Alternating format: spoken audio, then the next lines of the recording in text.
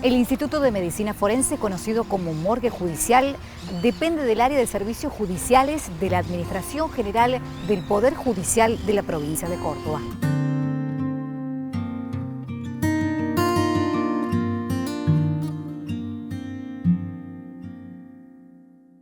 Hace 30 años, en noviembre de 1992, nos trasladamos desde la antigua morgue judicial que quedaba en la calle San Jerónimo a esto que denominamos Instituto de Medicina Forense.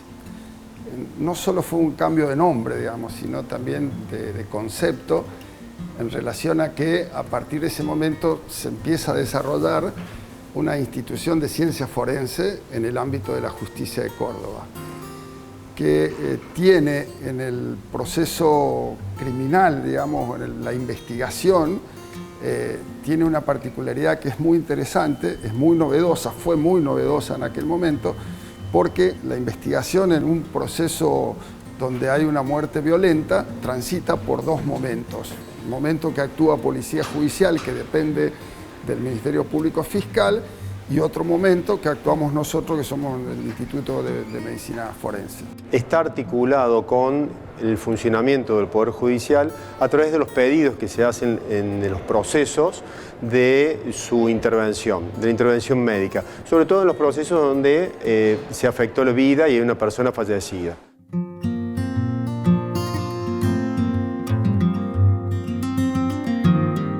Somos una de las pocas instituciones en la Argentina que tenemos antropología forense, odontología forense, anatomía patológica, laboratorio, radiología forense y también tenemos un espacio de veterinaria forense. Así que es una institución bastante completa y que desde acá tratamos de dar la mejor respuesta posible a nuestra especificidad, que es trabajar sobre casos judiciales, pero también hacer algunos aportes, digamos, a lo que significa la producción de conocimientos, la formación de profesionales, la especialización de profesionales y la posibilidad de brindar datos que sirvan a la sociedad en general respecto a nuestras competencias, digamos, a lo que sean muertes violentas, a las que sean situaciones de violencia.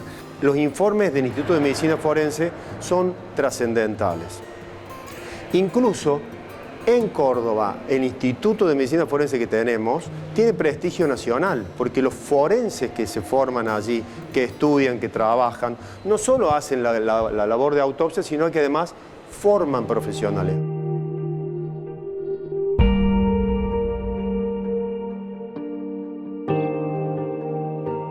Y le hemos ido agregando en el último tiempo algo que tiene que ver con lo que en el mundo se conoce como el derecho humanitario, que es la posibilidad de tratar de dar certeza sobre las identificaciones de las personas que fallecen, tratar de que todas las personas que fallecen y llegan a nuestra institución puedan ser devueltas a sus familiares para que sean inhumados o despedidos de acuerdo a su cultura, de acuerdo a sus costumbres.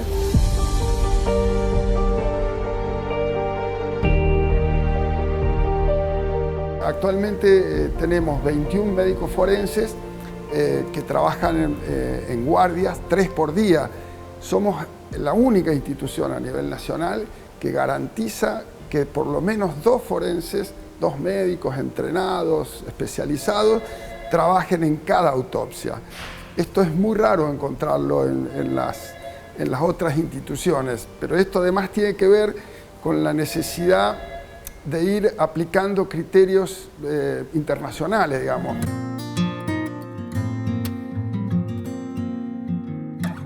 Como institución de ciencias forenses se apoya en el conocimiento científico para resolver los problemas que plantea el derecho.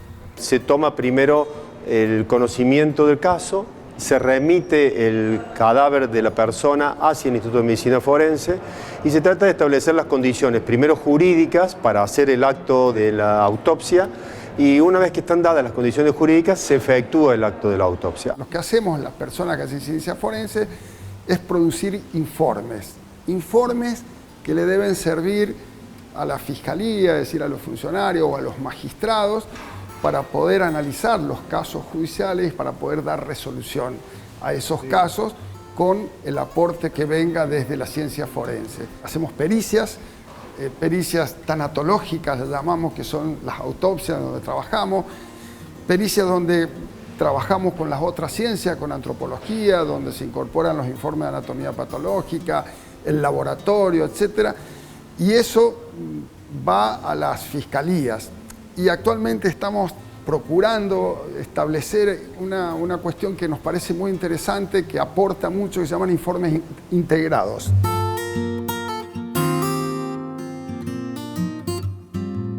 Dentro del contexto de los delitos que afectan la salud y la vida, ¿sí?, el bien jurídico que se protege justamente es preservar en la sociedad de las personas y se castiga cuando se afecta la salud o la vida. En estas figuras delictivas es muy importante la labor del médico forense y del médico legal, porque hace a la acreditación del objeto sobre el cual recae esa conducta. La conducta que se castiga generalmente tiene que ver con que se haya lesionado de manera leve, grave o gravísima la salud, o que se haya producido una afectación de la vida humana.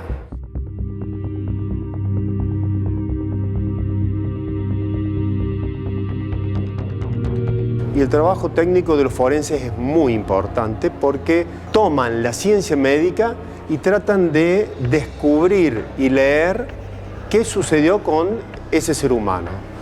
Para la investigación es muy importante y para el juicio también es trascendente, dado que la persona ha dejado de existir y en el cuerpo se pueden leer cuáles son todos los signos de lo que tuvo que vivir, padecer, sufrir en los últimos instantes de vida. A partir de allí se puede reconstruir qué fue lo que le ocurrió y de acuerdo a eso determinar si fue un hecho delictivo o no.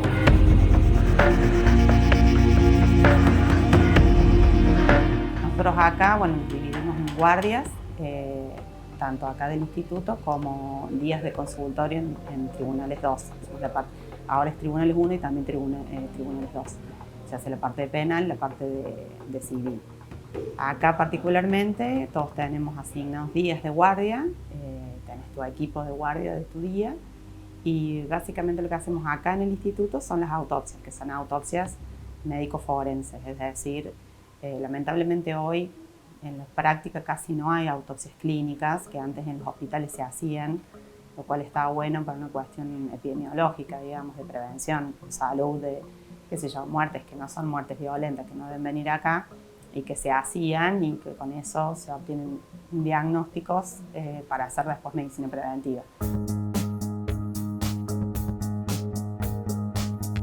Se toma primero el conocimiento del caso, se remite el cadáver de la persona hacia el Instituto de Medicina Forense y se trata de establecer las condiciones, primero jurídicas, para hacer el acto de la autopsia y una vez que están dadas las condiciones jurídicas se efectúa el acto de la autopsia. El objetivo es el estudio de las muertes violentas que se llaman, es decir, los suicidios, los homicidios, los accidentes o toda aquella muerte sospechosa de criminalidad.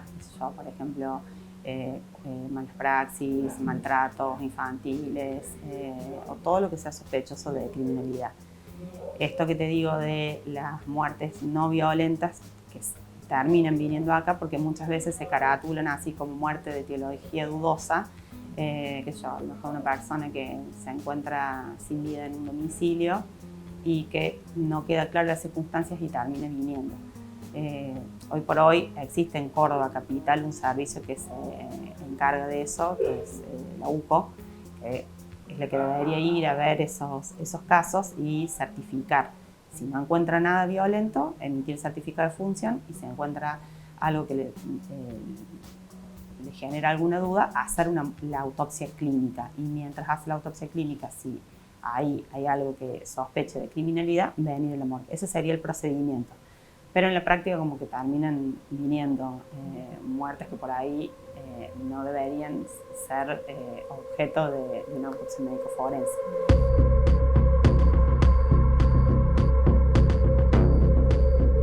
Para ver cómo funciona en un caso el Instituto de Medicina Forense, En uno de ellos encontramos a una mujer que estaba a la orilla del río Quilpo, un río bellísimo de la provincia de Córdoba, en donde tenía una serie de lesiones. Tenía lesiones en la cara, que pensamos que se podría haber caído y golpeado la cara con una piedra, que es un accidente común, y también tenía algún tipo de lesiones en los brazos, en los antebrazos. Entonces, bueno, la remitimos al Instituto de Medicina Forense, una persona de nacionalidad chilena, de unos 40 años. A raíz de esto les pedimos a los médicos que prestaran mucha atención en el tipo de las lesiones y cómo se habían producido, y también si tenía algún síntoma de trauma sexual. Finalmente la autopsia, en base a que duró varias horas porque prestaron detalles y fueron muy específicos, logró determinar que, en primer lugar, estando en vida, había sido abusada sexualmente y tenía lesiones alrededor de las piernas y demás. Y luego de esto, cuando esas lesiones empezaron a cicatrizar, que hay un proceso de cicatrización que se da en vida, se produjeron las otras lesiones en la cara que eran ya producto de la muerte y que ocasionaron el deceso, y luego que la siguieron lastimando estando ya sin vida. Esta consecución permitió armar de cómo había sido la secuencia de todo lo que padeció esta mujer, que primero fue abusada sexualmente, luego la mataron y posteriormente la siguieron agrediendo, lo que determinó que se pudiera identificar al autor, saber qué pasó, darle una respuesta a la familia, una respuesta a las víctimas, y en el juicio se logró determinar y condenar a la persona del responsable.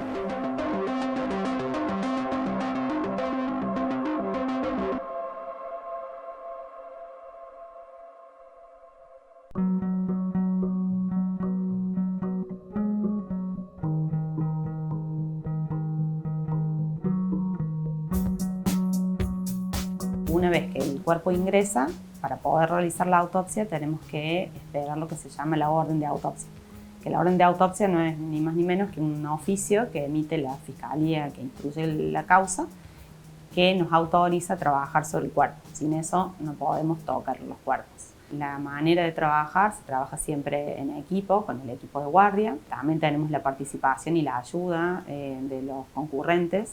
El instituto tiene como objetivo también la parte docente, entonces vienen muchos profesionales, algunos son médicos, otros de otras disciplinas, por ejemplo criminalistas o licenciados en imágenes, que les interesa esta parte. Muchos médicos, a lo mejor muchos de ellos tienen otra especialidad y optan por hacer esta otra, que es medicina legal. Que el legista, no, por ahí uno asocia el forense solamente con la autopsia, y no es solo ese el trabajo, el campo de trabajo de un legista es mucho más amplio.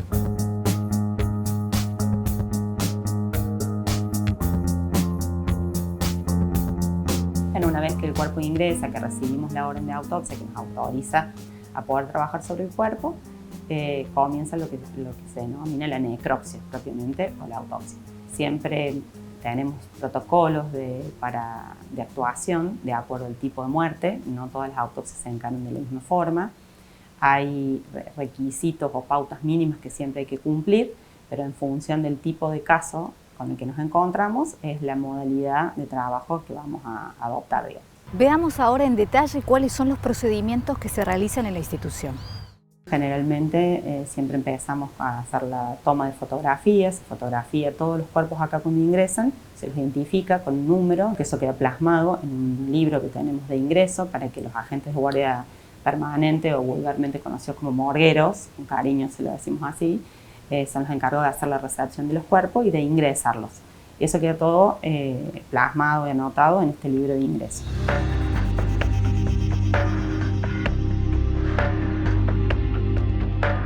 Hacemos todo lo que es el examen externo primero, y todo este registro fotográfico. El examen externo consiste básicamente en hacer una descripción de lo que vemos por fuera del cuerpo. Por ejemplo, qué sé yo, primero todo lo que tiene que ver con señas particulares. La mayoría de los cadáveres que ingresan acá están identificados, pero también recibimos cadáveres como NN. De todas formas, más allá que estén identificados, lo consignamos. Por ejemplo, no sé, cicatrices propias que pueda tener, tatuajes, piercing, aros, alguna seña particular que sea de importancia y lo consignamos. Si tiene, por ejemplo, asistencia médica o no, si ha tenido signos de asistencia médica. Y a partir de ahí, los fenómenos cadavéricos, que eso es una cuestión bastante importante para poder inferir, porque no es algo certero, el tema de la famosa data de la muerte, que todo el mundo siempre pregunta la data de la muerte, los vamos consignando en este examen externo.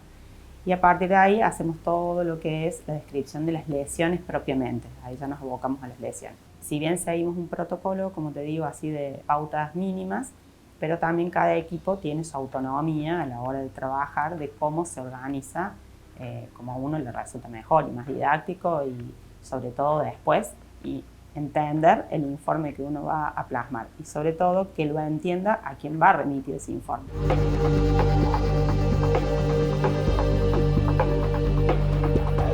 Bueno, y una vez que terminamos con este examen externo, empezamos a hacer el examen interno, digamos, que es la apertura del cuerpo. Siempre se realiza también en una forma ordenada. Hay que tener presente, esto es algo que siempre, desde que estudiamos medicina legal, siempre se nos picaba con este tema, y que la autopsia, es cierto, es una de las pocas cosas que es única y repetible. Si bien existen las exhumaciones o las que se llaman reautopsias, pero nunca va a ser igual, porque uno lo que no buscó o no encontró, no vio en la primera autopsia, después es muy difícil, porque no hace falta ni ser médico para darse cuenta que si uno va a reautopsiar un cuerpo, ya ese cuerpo está dañado por la propia intervención anterior, va a haber faltante de material, de órganos, si se sacaron para estudio, o sea que hay que tratar de sacar la máxima información que uno necesite al momento de hacer la autopsia.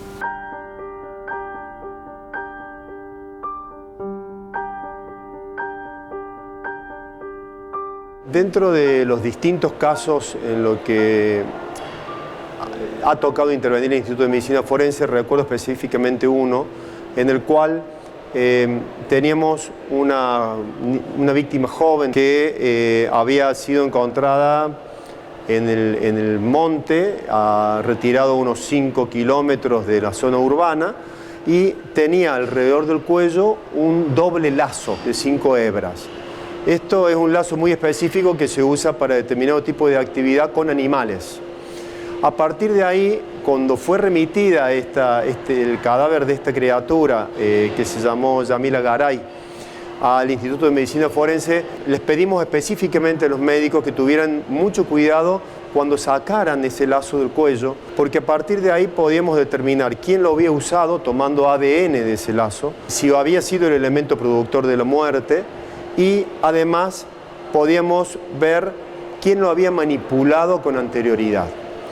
En base al cuidado y al protocolo de trazabilidad y la cadena de custodia que usó el Instituto de Medicina Forense, se pudo recoger de ese instrumento, que fue el instrumento con el cual la asfixiaron, efectivamente, se pudo recoger células epiteliales del autor, incluso un poco de sangre que había perdido en el momento de estirar este lazo y asfixiarla. Con esta prueba, luego en el proceso y en el juicio, fue una prueba definitoria para declarar la responsabilidad de que la persona había dicho: no, yo no estuve ahí, fue otro, yo no fui, fue el actual novio, no yo que era el ex.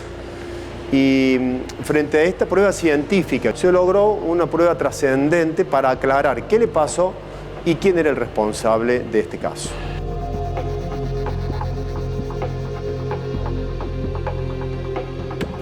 La autopsia es un momento, el trabajo en la escena que hace policía judicial es otro momento del proceso, y después generalmente actúan otros peritos.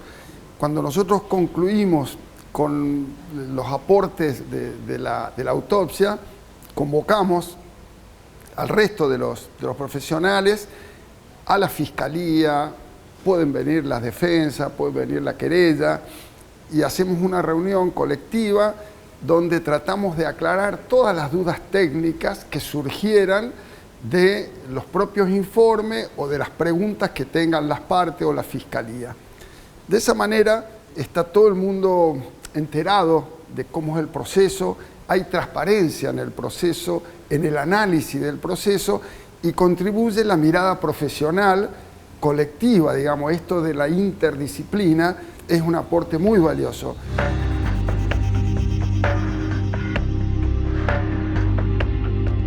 Depende del caso, hay autopsias que son un poco más rápidas porque en realidad tenés también lo que se llaman autopsias blancas, por ejemplo, la muerte súbita de los lactantes o la muerte súbita de los jóvenes, en donde en realidad la autopsia no nos da mucha información, prácticamente nada, porque se llaman autopsias blancas.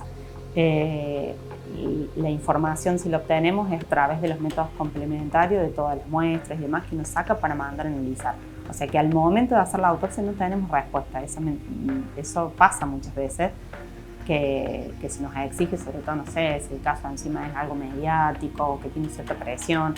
Bueno, estamos esperando el resultado de la autopsia, ¿qué dio la autopsia? Y no le podemos dar respuesta en el momento. Hay que esperar todos esos métodos complementarios y ver en función de eso si tenemos o no la causa, podemos establecer la causa eficiente de muerte.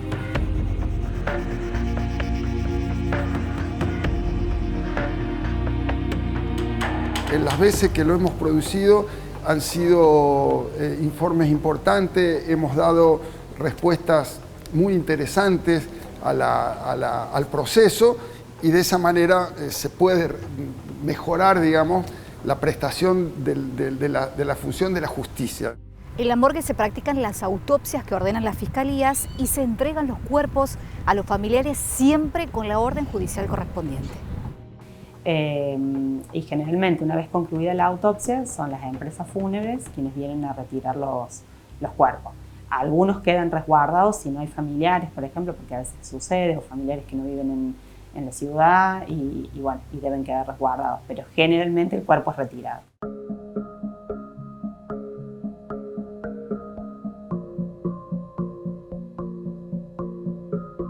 Hay, además del Instituto de Medicina Forense, hay 11 morgues en el interior, en distintas sedes judiciales. Todos dependen del instituto. En general, en el interior, en muy pocos lugares hay más de un forense, la mayoría hay un solo forense, por lo tanto la tarea es un poco más compleja a veces por el trabajo solitario, digamos. Pero desde acá le damos un aporte importante, estamos en contacto directo y cualquier caso complejo que ocurriera, van nuestros forenses al interior o traen los cuerpos del interior acá y trabajamos de manera coordinada. La idea es que toda la prestación en ciencia forense que hay en Córdoba sea de la misma calidad, del mismo modo y que todas las personas puedan tener el mismo servicio en cualquier lugar de la provincia.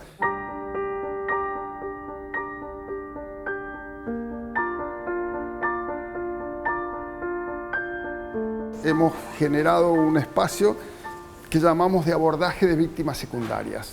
Esto quiere decir que todas las personas que vienen a buscar personas fallecidas a nuestra institución tienen la posibilidad de poder acceder a un abordaje simple, bastante específico, que tiene que ver con cómo trabajar la información que van a recibir respecto a cómo falleció esa persona, qué le pasó y todas las dudas que tengan respecto a eso, y además de cómo comenzar de la mejor manera, si es que se puede hablar de mejor manera en estos casos, el proceso del duelo, ¿no? Porque nosotros en la gran mayoría, las personas que fallecen y vienen a nuestra institución son muertes violentas, son muertes que ocurren súbitamente, inesperadas, entonces a veces ese golpe, esa situación genera, bueno, un dolor, no sé si más grande, pero por lo menos más sorpresivo,